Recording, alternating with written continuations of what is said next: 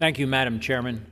I would like to offer an amendment in the nature of a substitute for the No Discrimination in My Benefits Act, or H.R. 5338, which amends ERISA to say that any fiduciary, counsel, employee, or service provider should be selected without regard to race, color, religion, sex, or national origin. On day one of his administration, President Biden pursued a radical equity agenda. The Department of Labor erected a vague tiebreaker rule loophole that has increased ESG investing and eroded the law's long-standing provision that fiduciaries must base investments on economic factors alone and not woke social factors like the race or sex of a person. Unfortunately, fiduciaries are now under immense pressure from the left to weigh such social calculations not just in addition to, but above financial prudence and loyalty to investors.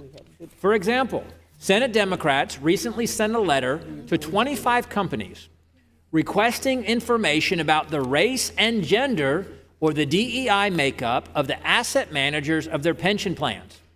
The letter actually voiced concern over the problem of white men dominating the industry and demanded answers from the companies on their plans not to improve investment return, but their plans to diversify their employees based on race and sex rather than the skills and expertise that may actually lead to a higher investment return.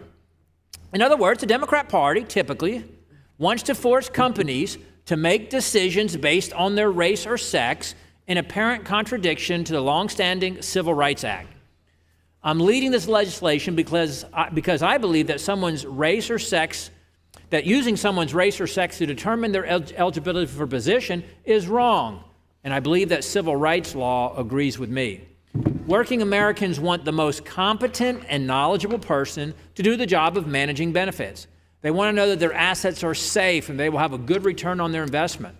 Simply put, financial management should stay focused on finances. I hope that my colleagues on the other side of the aisle can agree with this basic principle, so therefore I urge passage of H.R. 5338, and I yield back.